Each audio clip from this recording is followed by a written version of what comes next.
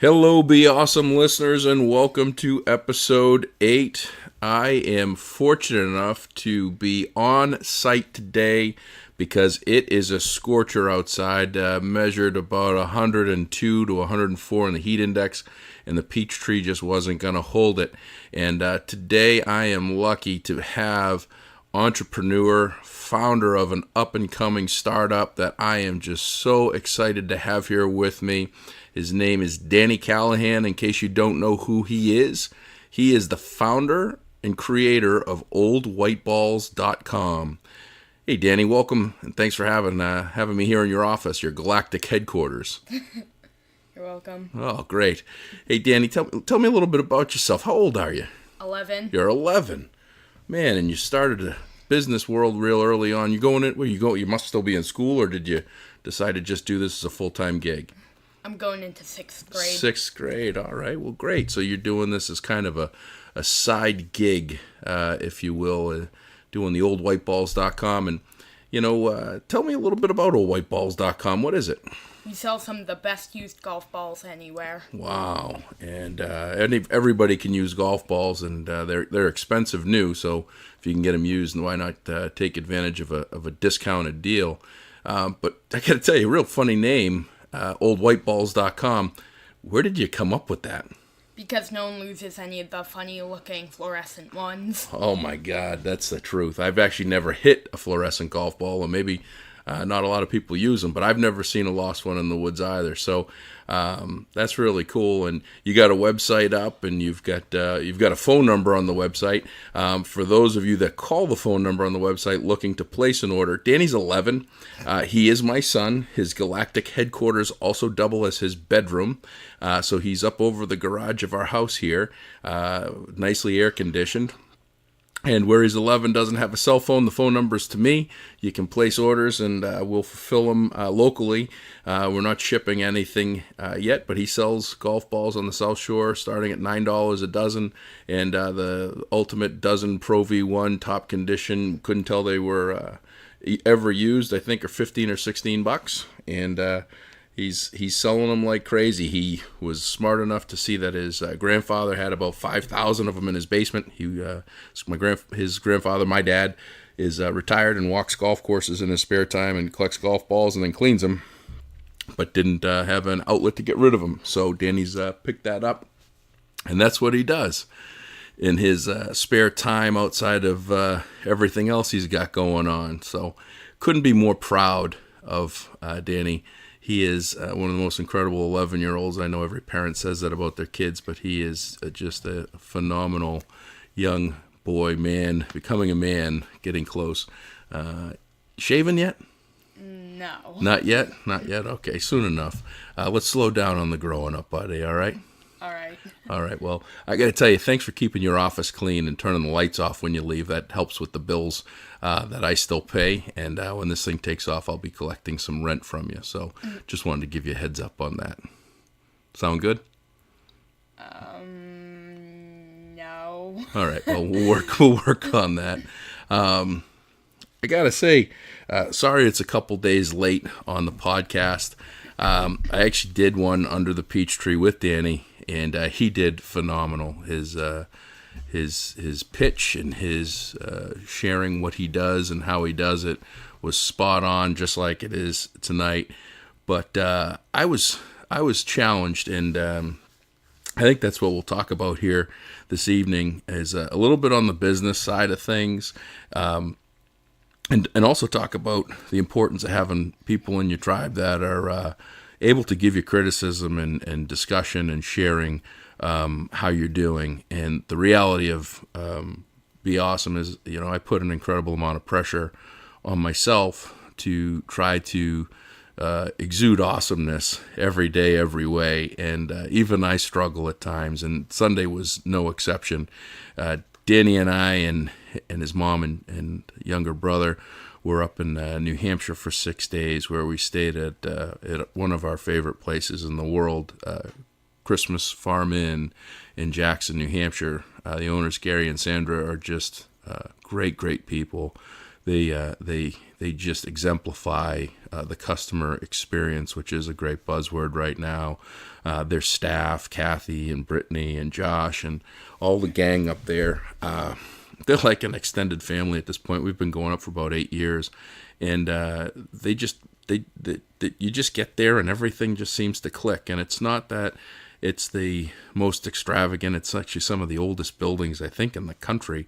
I know in New Hampshire, one of the main house was actually the original jail and court, and it's had all these different roles. But one of the cabins is was the maple sugar, where they make the maple syrup, right? Yeah. They made the sugar house. They made the maple syrup in, and then they have the smokehouse that they used to do the meats and things. And it's just kind of a neat place. But the people is what makes it really awesome. And we got home on Saturday, and it just seemed like everything was spinning in a negative fashion. And I took it out on my podcast, and I didn't mean to. I thought I did okay. I thought I was putting out some good stuff. My points were on my tonality, my attitude, and my execution were severely flawed. And it revolved around 3 or 4 different experiences. And one of the things I'll share with everybody here is whatever business you're in, whatever you do for work, Danny, at 11 years old, is understanding and learning this, is he's always going to be in the customer service business. His business, oldwhiteballs.com, it may or may not take off. Hopefully he sells all of his grandfather's golf balls. That could hopefully fund his Lego collection or whatever he's looking for. But whatever Danny does from this point forward, he's learning and learned that he's in the customer service business first. Right now, he's in the customer service business, and he just happens to sell golf balls. And I know with all certainty that if someone called and said that one golf ball was scuffed or didn't come to the satisfaction, he'd get on his bike and go to that person's house or ask me to drive him to that person's house to make things right. A friend of mine's got a company, and his T-shirts on all his employees. It's just very simple: do the right thing. And lately, in my business experiences and personal commerce experiences, customer service has been just absolutely abysmal, and accountability is horrific. I can give an example. I switched wireless providers, and the old wireless provider sent me a nastygram. I thought I paid up. I didn't. I had some outstanding balance. It happens. But they sent me a nastygram, and so they had a phone number to call. I called the phone number, and because I was no longer a customer, they couldn't look up my information and had to send me to a different department, so they said. But they just didn't want to do the extra legwork to actually find my account and do everything. So they would cycle me through the exact same situation to the same department to a different person. Happened 3 times. It was a half an hour of my life I won't get back. And not one of those people took responsibility or accountability to resolve the situation, which was just getting the accurate information to fulfill my being able to pay the bill. We've had this refrigerator nightmare that has just gone on for 2+ weeks.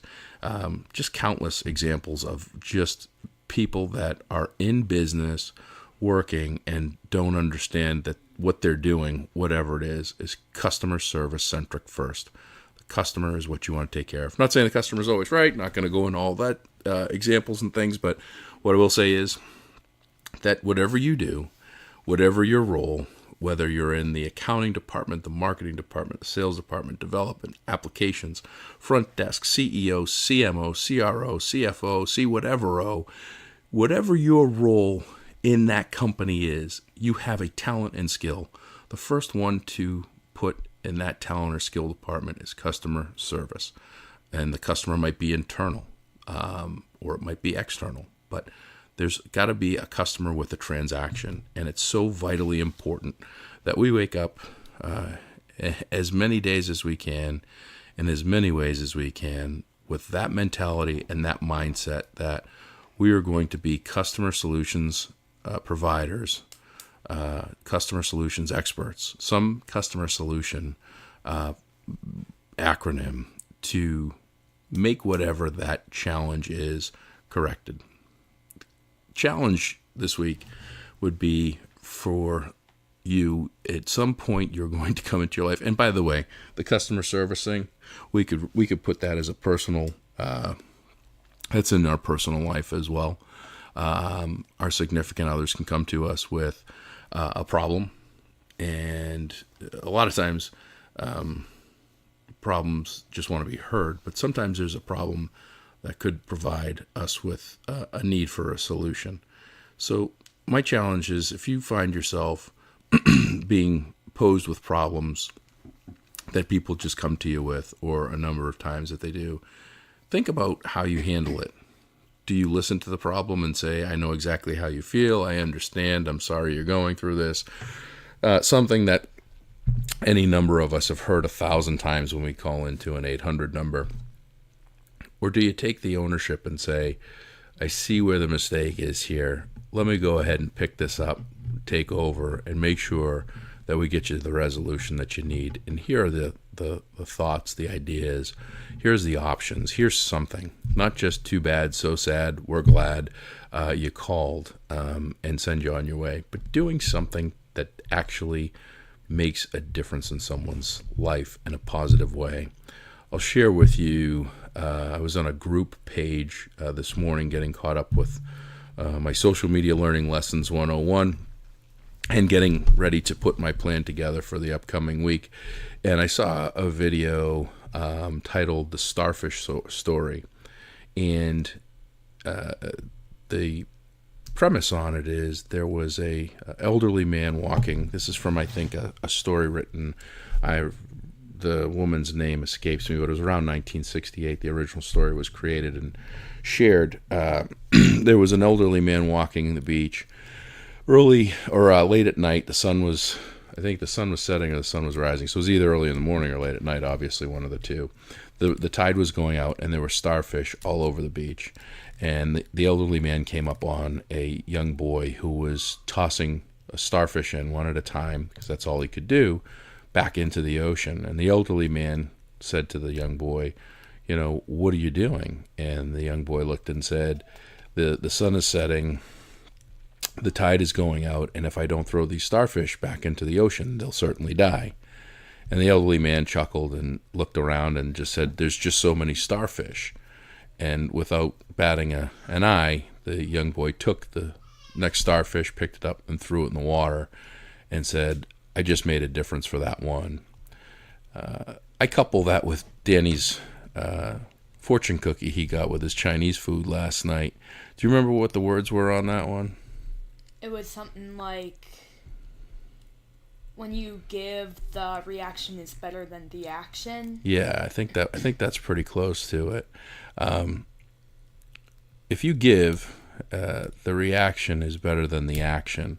And so what that means is that, for me, is that if you go ahead and do something that's good, that reaction that's going to happen, that result that they're going to get, is going to be far greater than what you do. But the most important thing is, don't do nothing. Do something, and make the difference. You have no idea how big of a difference taking ownership and doing what's right and taking accountability and responsibility is. And, we spend a lot of our time complaining about our careers, our positions, our lives, our whatever, and we just kind of go through the motions. If you're doing that, you might want to analyze and look at what it is you're trying to get out of life. I can tell you that the 3 people that gave me the runaround trying to pay a bill, I can tell you that they were doing nothing more than taking up time, costing a company money, and not advancing any further in their roles or careers, and probably getting burnt out, upset, possibly depressed. That's not what life's about. Life's about making a difference. Life's about being different, doing things that make sense and make you happy. So if answering the phone and helping people with bills isn't your cup of tea, find a different cup. I got questioned about my podcast recently when I said that I had talked to someone that was unhappy in their job, and I just kind of made a comment that I said, you should quit. It wasn't that knee jerk of a you should quit. It was a little bit more analysis, a little bit more in depth. I've heard a couple times from a couple different speakers a great line that I use a lot when things don't seem right, which is, don't make a permanent decision on a temporary problem. And you have to analyze that, and you have to look at, I'm unhappy right now. Is this because of change? And I hate change. By the way, everybody hates change. That's kind of the typical saying. I can tell you change. What change is constantly being out of your comfort zone. And as a T-shirt I have says, there's a circle that says comfort zone, and then a line way outside of it and says where the magic happens. I'm constantly on my toes with change, change in latitudes, change in work design, change in life. Having an 8-month-old, you're constantly changing diapers. So lots of change going on, and it's crazy and it's scary at times. But I can tell you, there's something to be said about that shirt. The magic really does happen there. The feeling alive is there, but you gotta be able to take the leap, and it could be on a daily basis. But if you're truly unhappy and it's all the time, and you feel that happiness can be found somewhere else, at least look. If you're just unhappy, you're probably going to be unhappy just about everywhere. You probably want to look at yourself and look at some things differently and what needs to change in your life as a whole.